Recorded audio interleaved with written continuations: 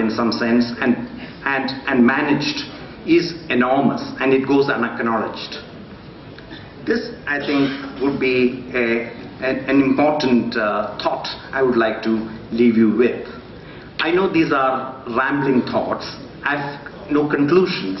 I was trying to sort of create a certain disquiet among ourselves and invite us to begin to look at spaces we are not used to looking at. And please, let's understand that we are a minority in this country. People like us, the middle class, they say, is a growing middle class. As you know, Indian middle class has come of age, they say. 150 million people. 150 million people is able to probably, it's more than many countries of Europe, and have the kind of wealth which I think is comparable to many other affluent countries. But all the same, I think located as we are in situations, and physically and culturally, and it is important for us to create, to ensure that there is continuous engagement with the people around us. We can't be living in gated communities. We can't be building 38-story mansions for ourselves among squalor all around. That is not viable. It's not sustainable. So I really feel that it's important for us to begin to look at how we are going to respond to these winds of change. Thank you very much.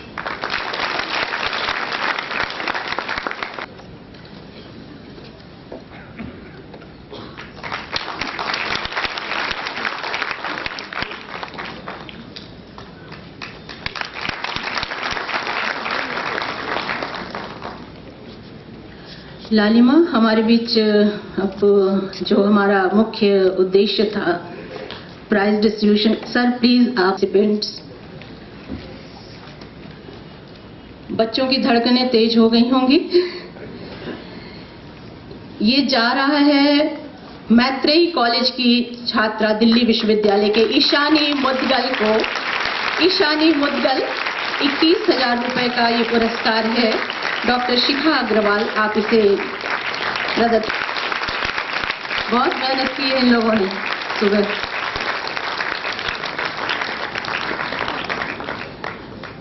Ishani, बहुत बहुत बधाई आपको।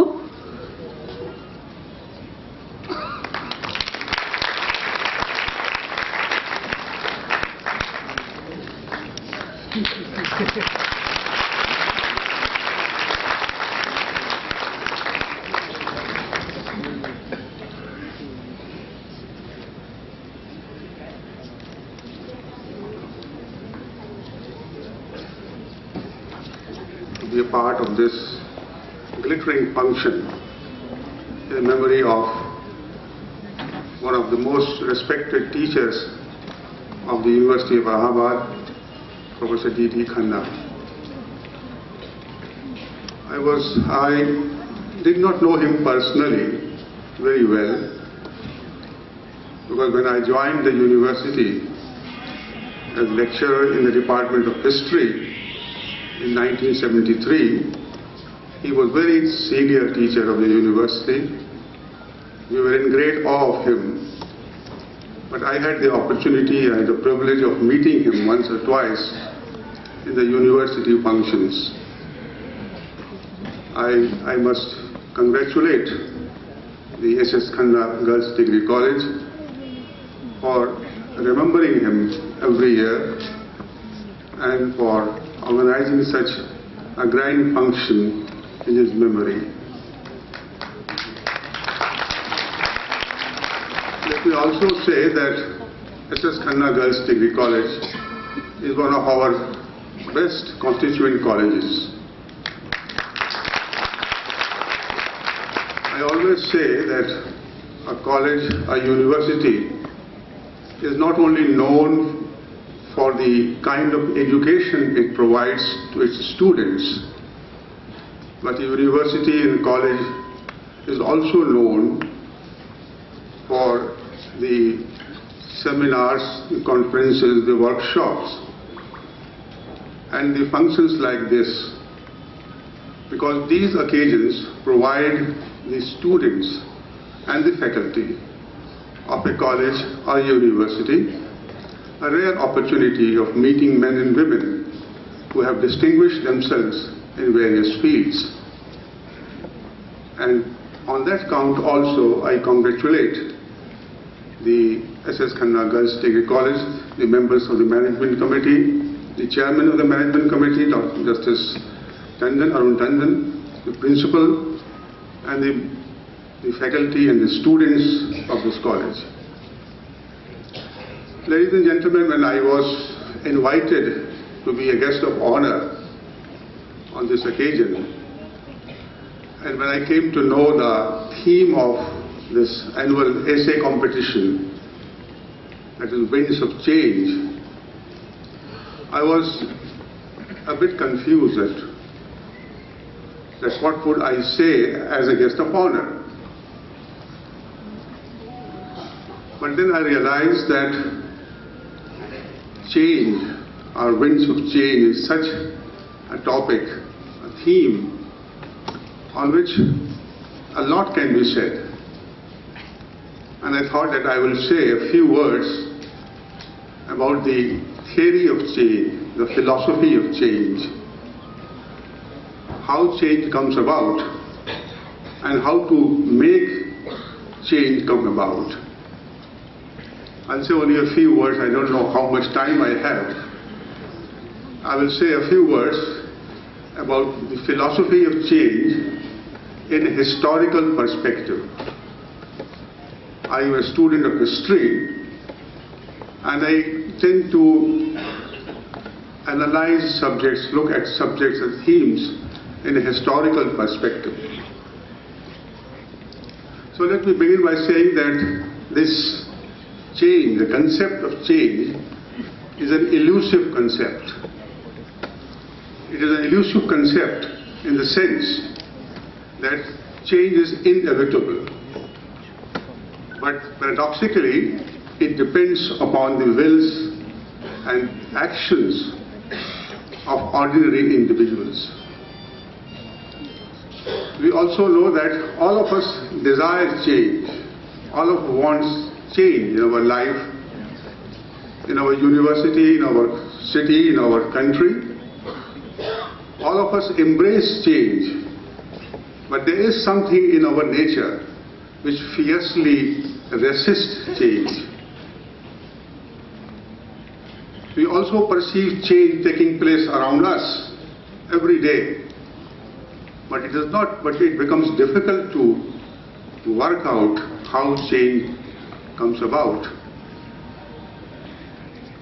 We know that a lot has been written on this philosophy of change, the theory of change, in history, in sociology, in organizational theory, in psychology, and many other disciplines. But most of these writings on change have focused on the recalcitrance of the social systems, how the social systems resist change. They do not focus much upon the process of change itself. I feel that this may be because of the ambiguous nature of the concept of change. What constitutes a change? What are the ingredients of change? There seems to be little consensus on this issue. What is the concept of change, or what constitutes change? And we know that the change, the process of change, the causes of change, the consequences of change, they all get mixed up with each other, more often than not. We also know that it is very difficult to measure the quantum of change. How can you say that what kind of change has taken place? We also know that change takes place at various levels. At social level, at cultural level, at institutional level, at individual level, and so on. And it is difficult to draw a distinction between all these levels of change. We also know that change has been viewed over the ages in the context of birth, growth, breakdown, and disintegration. Over the ages, right from the time of the Greek scholars, for example, the Greek philosopher Heraclitus, who is famous for his maxims like, there is nothing permanent in this world except change. Or you can never enter this river. You can never enter the same river twice. He compared the world order with an ever-living fire which kindles in major and goes out in major. But the real comprehensive theories of change came about in the early 20th century, when the philosophers, social thinkers, and historians tried to make science out of history. In the early 20th century, a movement among the historians began in which they wanted to see history as a science.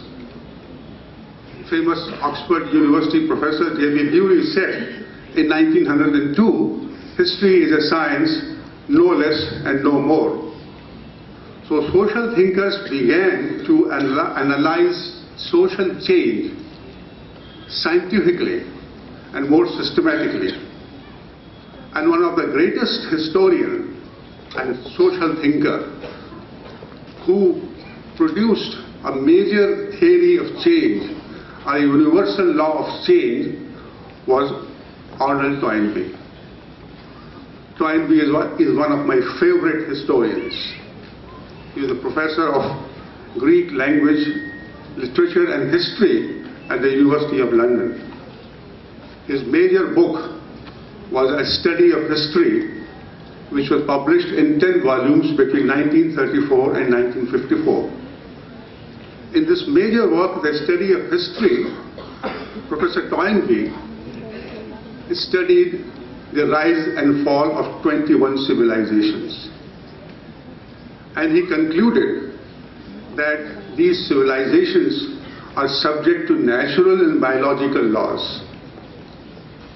He said that all these civilizations follow the same cyclical process. They pass the same stage of growth, the same stage of birth, growth, disintegration, or breakdown and dissolution. He said that when the society, when the social system and the behavior pattern reach a stage when they cannot adapt to the changing conditions,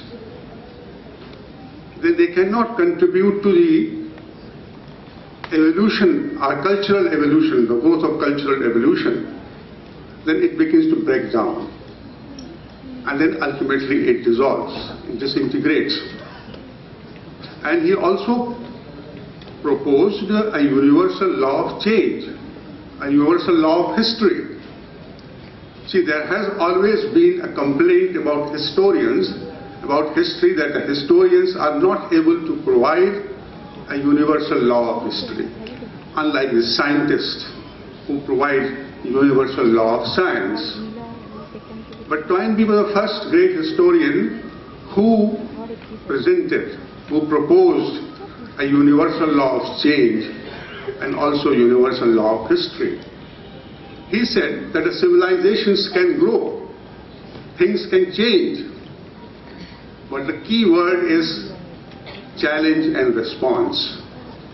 If a civilization, if a society is faced with challenge and it is able to respond adequately, then change takes place, then progress takes place. This was the universal law of change, or the universal law of history, which Toynbee presented for the first time in his book, The Study of History. Now, Toynbee's views we can find the same kind of views in the writings of Oswald Spengler, whose major book was Decline of the West, which was published in 1918 after Germany was defeated in the First World War. So Oswald Spengler and other thinkers, they looked upon change from the cyclical point of view. The change takes place in cycles: growth, birth, growth, breakdown, and disintegration. But an alternative model was also presented by the European scholars and historians and philosophers, which came to be known as the linear or the progressive view of history, or evolutionary view of change. Most important among them was Herbert Spencer, who coined the famous sentence, "the survival of the fittest." Generally, this maxim or survival of fittest is attributed to Charles Darwin, but it was Herbert Spencer who coined this word. Herbert Spencer looked upon change as the manifestation of a natural law of progress.